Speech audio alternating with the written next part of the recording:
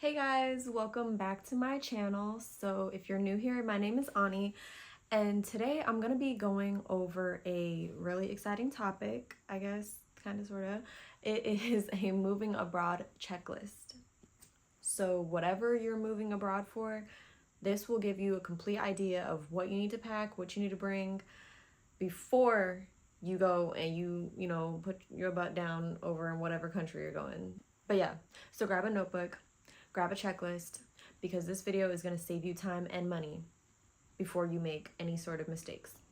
Okay, first thing we're going to talk about is the not so fun part, but we are going to talk about the documents that you need to have prior to moving abroad. So one major thing, obviously, if you're moving abroad, you need to have a valid passport. You need to make sure that your passport is not going to expire within 6 months. Don't do that. Just go ahead and renew it or whatever you got to do, but don't go anywhere. I don't even think you can. Some countries don't allow it if your passport is about to expire in 6 months. So that's number one. Next is your visa. So every country is different. Me, for example, I want to move to the Dominican Republic. So for me, I don't necessarily need to obtain any sort of like work visa or anything. Technically, you are supposed to, but I believe if you're leaving, like if you stayed over the 30 days, you'll basically just pay a fee and like taxes and something like that once you move out or once you leave, like on the flight. So before you board the flight, you have to pay a certain amount of money. So what I would do would literally be to grab a binder, and I would put together all of my documents, like the birth certificate, your social security card. I have one of those like binders that I hold everything in, just so I can grab and go kind of thing out the house. Obviously your driver's license or a government issued ID. I would bring any sort of like medical records or anything like that as well, just in case. But yeah, bring all of your documents together. Next is money, the preparation of your finances and money. So moving abroad is not necessarily cheap. It might be cheap when you're living there and maybe the price of groceries are cheaper, or your rent might be cheaper, but the process of moving abroad and getting all of your stuff there, it is not cheap. And you're going to want to make sure that you have a 3 to 6 month cushion. If it was me, I'd be doing 6 months cushion, because you don't want to get there and then be stressed and then you're not even in the country that you're used to.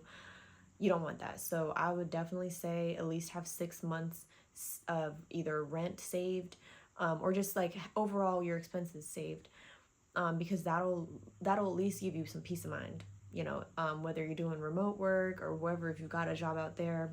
But just make sure that you've saved enough. If it were me, I would calculate, like I said, the rent, definitely your rent. A lot of apartment complexes are going to ask that you pay upfront, like 2 months rent or a month's rent, and you want to calculate that into it, a security deposit, all of that. I would calculate the price of groceries there, because like I said, for me, I think in the Dominican Republic, most of the groceries, if you're in like Punta Cana or something, they're pretty much similar to prices that you pay in the US. So I would calculate that. I would calculate transportation. If you're not going to want to drive and you want to take Ubers, there you have your own driver, calculate that into it. Phone bills are different, so I would calculate that. Healthcare might be cheaper in these other places, but you're really going to want to make sure that you create an Excel spreadsheet and just literally write down everything that you think you would have to pay for. And if it were me, I would over budget before under budgeting, because at least if you over budget, like you're still good. If you under budget, ooh, stress. You don't need it. Another thing you're going to want to do is check with your bank. So I'm assuming you've probably gone abroad before you fully moved abroad, but you're going to want to make sure that your bank allows you to make sure that your card works overseas. So for me, I have Navy Federal, so I just make sure that I put in there, I'll be traveling from this date to this date. But if you could always let your bank know. But yeah, I would definitely do that before they block your card while you're there. That'd be so bad. Another thing you're going to want to do is make sure, if you're moving abroad, the first thing that I would start is your main stream of income. So whether you're doing remote work or you're making, your own money online, whatever it is you're doing, start it now. That should be the first thing you're starting, because everything else is kind of like easier. I would say the main thing that people struggle with when trying to move abroad is making sure they're having, income while they're there. And it's definitely hard to do that when you're coming from the US, because, you have to find a job that fits remote work overseas, and those are very, very little and hard to come by. Okay, now let's get into housing. So you got to the point where you're starting to look at places, right? Again, if it were me, I would at least want to either have somebody that can vouch for these places, that can look at these places for me. Like for me, for instance, I have people that I know out in the Dominican Republic, so I can literally call and be like, hey, do you mind looking at this apartment for me? And then they would tell me the honest truth. If you don't have that, I would really, really do... Oh, I fucking better sneeze. Excuse me. I would really do your research before you just jump the gun. One thing I would be doing is looking into safety. That's an obvious one, but crime can find its way everywhere, so take that with a grain of salt. But I would look at how close it is to everything. So if you're the type of person you don't want to drive out wherever you're going, I would look and see like, okay, wherever I'm going, is it close to where either I can Uber or I can walk to the nearest grocery store, or I can go to the gym, and the gym hopefully provides or the apartment provides a gym, with the amenities.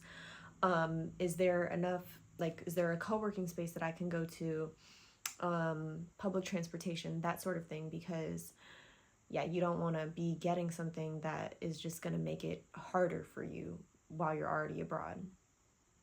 And then obviously just look out for scams. If people are saying they want you to put down a deposit prior to you showing the place or anything like that, just be wary of it. I understand that places do need to have deposits, but you just want to make sure that you're not, getting scammed. So make sure you fully do your research. What else did I have down?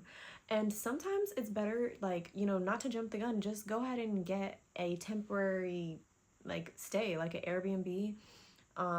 That's what I would do. I would get an Airbnb for maybe about 2 months or so, a month or so, feel it out. So then at least you have the option of you going and looking at these places, and then you get, sign and lock in with a lease, versus you just jumping the gun and getting an apartment.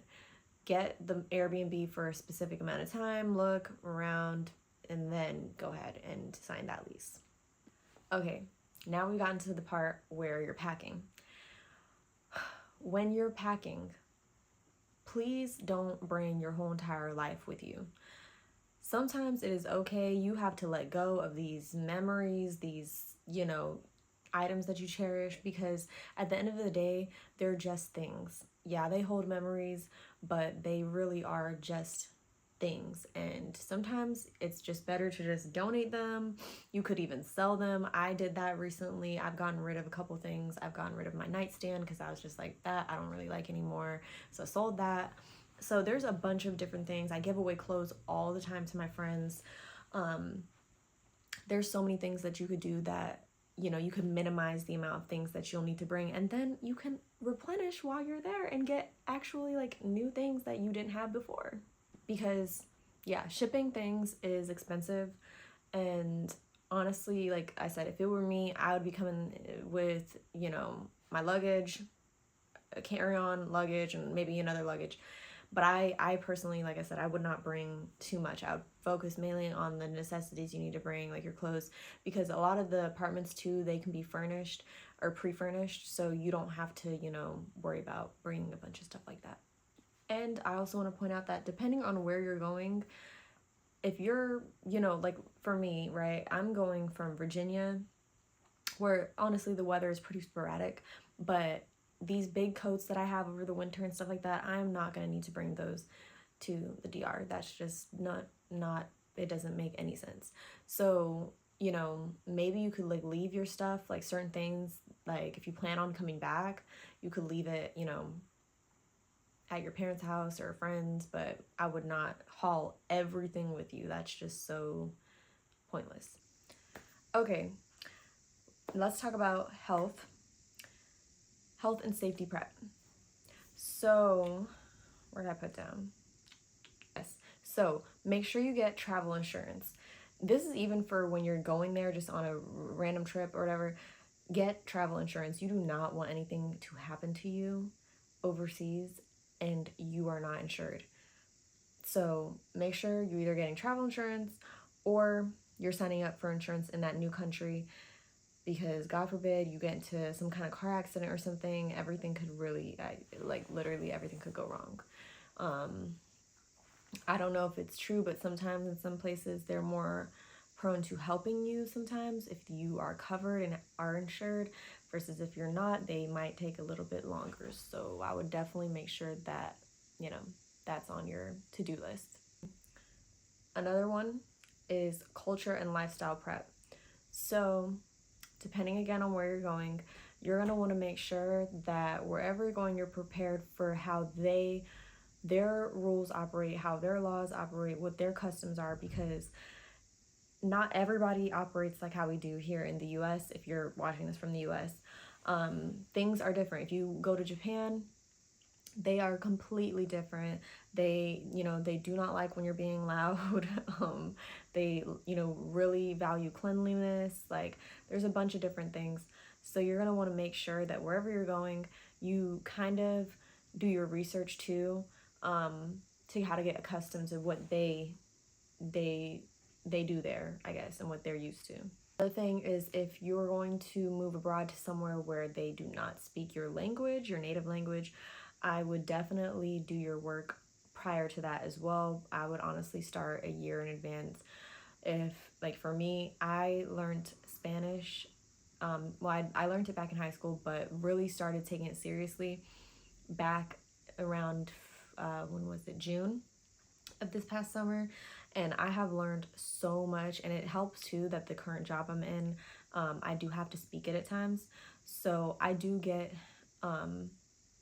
opportunities where I can try to speak Spanish, but I definitely learn it and I take classes. So I would highly advise you to take a certain amount of money that you are going to use and put towards moving abroad, put that into also, taking classes on how to learn certain phrases in whatever language that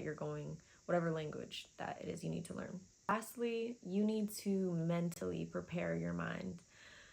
Moving abroad, it sounds fun and everything, but you need to make sure you're mentally prepared, because when you get there, it's going to be totally different to what you're used to. You might end up feeling one day like you're lonely, or you might be missing your friends back home or your family. And you just have to remind yourself that that's totally normal. And at some point it will pass, but initially you do think, oh man, I really miss my friends. I can't just go out and be like, hey, so and so, do you want to go out tonight? Or hey, do you want to come over and watch a movie? You have to make sure you're getting used to that. So if it were me, I would definitely be creating a routine that grounds me, whether that's going to the gym at, every morning, or, afternoon, night, whatever. Just doing things that make you feel comfortable throughout your day, meal prepping, or going on a walk, or going every night to a certain bar, where you can meet people, that sort of thing. That way you at least have created a routine, and you want to go to places where people are seeing you regularly. That helps a lot. It helps people to know who you are. It makes friends easier.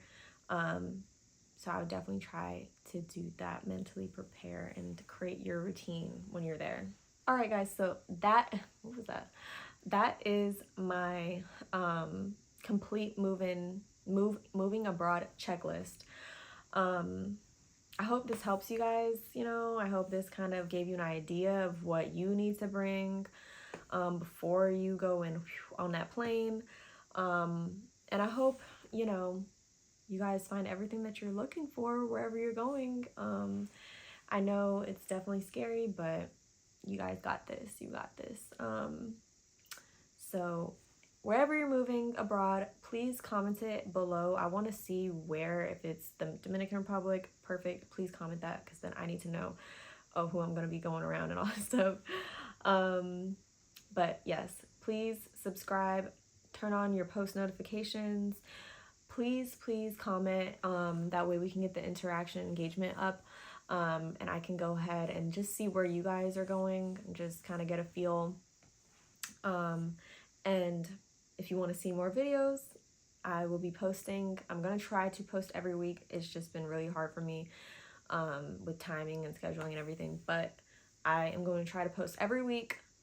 So yeah, thank you guys for watching, and I will see you guys in my next video. Bye!